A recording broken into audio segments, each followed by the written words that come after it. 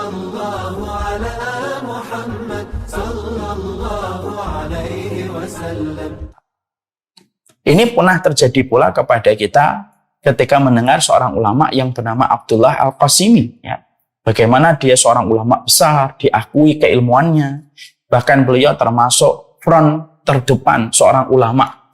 Front terdepan seorang ulama yang luar biasa ketika beliau menahan laju pemikiran komunisme. Tapi justru dia di akhir kehidupannya menjadi murtad, menjadi ateis ketika sebelumnya dia menikahi seorang wanita yang mempengaruhi gaya pemikirannya dan akhirnya menjadi ateis. Padahal dengan pencapaian ilmunya, dengan ibadahnya, dan ilmunya itu luar biasa diakui ulama dari timur ke barat.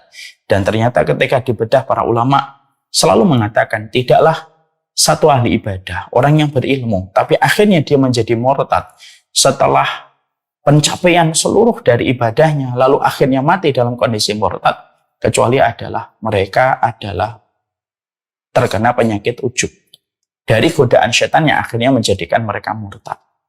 Nah inilah yang menjadikan kita ketika membaca kisah-kisah nyata yang semacam ini, poin yang pertama membuat kita akhirnya paham, ujub itu sangat membahayakan. Yang kedua, menjadikan kita akhirnya mengerti, Masya Allah ya, ternyata strategi setan itu banyak. Selama ini kita mengerti bahwasanya strategi setan itu hanya zina, strategi setan itu hanya makan riba, strategi setan itu hanyalah makan uang sogokan. Lalu kita merasa bahwasanya strategi setan itu hanya itu saja. Kalau strategi setan itu hanya zina, minum khamr, membunuh, riba, berarti sesungguhnya setan itu makhluk yang bodoh karena strateginya itu terlalu sederhana.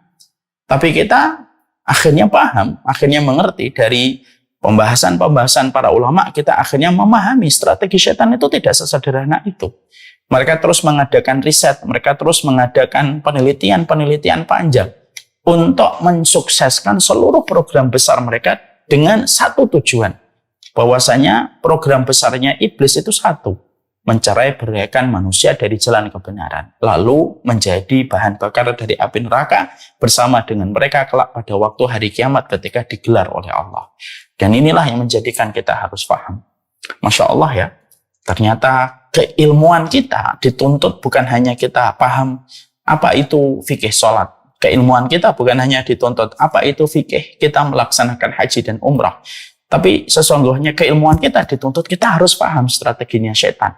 Apa jebakannya, apa konspirasinya, apa strategi yang mereka lakukan di hadapan orang yang beriman. Ketika kita paham, setidaknya dengan ilmu yang kita curi dan kita pahami dari strategi mereka yang diceritakan Allah dan Rasulnya dan para ulama di dalam keilmuan mereka, menjadikan kita akhirnya kita punya referensi apa yang kita persiapkan supaya akhirnya kita mampu menyelamatkan diri kita dari strategi mereka, karena sesungguhnya strategi setan itu kayak racun yang ditaburi dengan rempah-rempah yang menghilangkan bau racunnya, lalu tidak sadar banyak manusia yang mengkonsumsi dengan nikmat racun itu, padahal racun itu adalah sesuatu yang merusak hanya karena ada rempah-rempahnya yang kuat, akhirnya kita tertipu.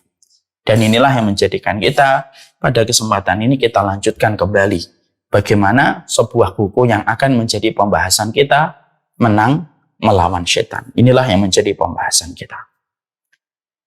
Sekarang mari kita melihat di halaman 73. Di dalam halaman ini kita akan mendapati bahwasanya di antara strategi yang dimiliki oleh setan itu adalah setan itu mempergunakan hawa nafsu menjadi kendaraan bagi mereka untuk menghancurkan kerusakan, untuk menghancurkan kehidupan orang yang beriman ketika mereka memilih satu kendaraan yang disebut dengan hawa nafsu. Kita tentunya mengetahui apa yang disampaikan oleh Abdullah bin Mas'ud radhiyallahu anhu. Perkataan beliau adalah antum fi zamanin yaqudul haq al-hawa wa sayati zamanun yaqudul hawa al-haq fata'awadu billahi min dzalika zaman.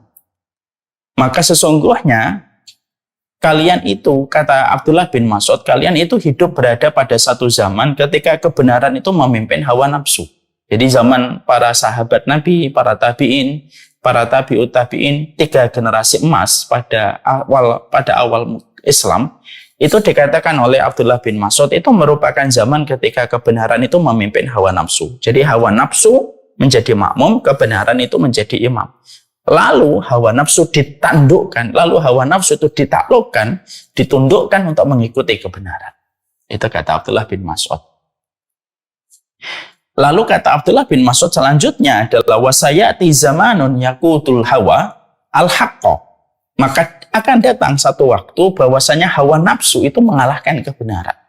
Lalu akhirnya orang itu menjadikan hawa nafsu itu menjadi kiblat bagi kehidupan mereka, dan hawa nafsu itu menjadi pemimpin dan menjadi imam pada kehidupan manusia. Maka akhirnya beliau mengatakan, maka berlindunglah kalian pada zaman itu kalau betul-betul telah terjadi. Kita juga mendapati apa yang diisyaratkan oleh Rasulullah SAW ketika Nabi mengatakan ya'ti 'alan nasi zamanun himmatuhum butunuhum wa syarafuhum mata'uhum.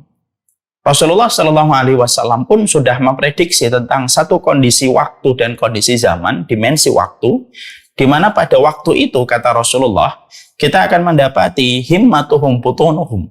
Tidak ada yang menjadi kiblat pikiran atau yang menjadi obsesi terbesar kehidupan manusia kebanyakan pada masa itu, himmatuhum butunuhum. Keinginan mereka itu selalu masalah perut, masalah makanan untuk mengenyangkan perut mereka. Wasyarafuhum mata'uhum, dan sesungguhnya kemuliaan mereka itu tergantung kepada barang-barang mahal yang mereka miliki. Wa kiblatuhum nisa'uhum, dan yang menjadi trennya yang mereka akan terus jadikan kiblat itu adalah perempuan-perempuannya dipuja dengan hawa nafsu, dan akhirnya perempuan-perempuan itu menjadi kiblat dari segala macam pergerakan manusia pada zaman itu.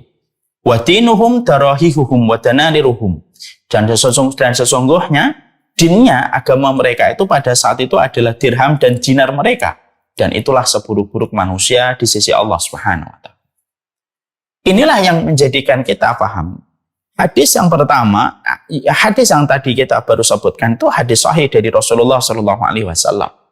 Asar yang pertama yang tadi kita sebutkan merupakan asar atau perkataan dari Abdullah bin Mas'ud, di mana ketika kita mendapati dua riwayat ini sebelum kita membahas panjang lebar, kita akhirnya paham poin penting dari dua riwayat yang tadi kita sebutkan memiliki benang merah, bahwasanya zaman itu terbagi menjadi dua. Ada zaman ketika kebenaran itu menjadi sebuah imam bagi kehidupan, bahwasanya kebenaran itu menjadi komandan tertinggi bagi kehidupan. Ada zaman ketika hawa nafsu sudah menjadi komandan tertinggi di dalam kehidupan. Dan Rasulullah pun mengatakan itu. Dan Rasulullah lalu membreakdown, memperinci, di mana penjelasan Rasulullah itu jauh lebih terperinci. Nabi mengatakan akan datang suatu masa ketika orang itu yang difikirkan hanya urusan perut terus-menerus. Kemuliaan mereka berdasarkan barang-barang mahal yang mereka miliki. Lalu kiblat mereka itu ya perempuan-perempuan. Akhirnya apa? Perempuan-perempuan yang paras, yang cantik selalu akhirnya menjadi sebuah objek seksualitas pada zaman itu. Agamanya berdasarkan sebanyak materi yang dikumpulkan dari dinar dan dirham.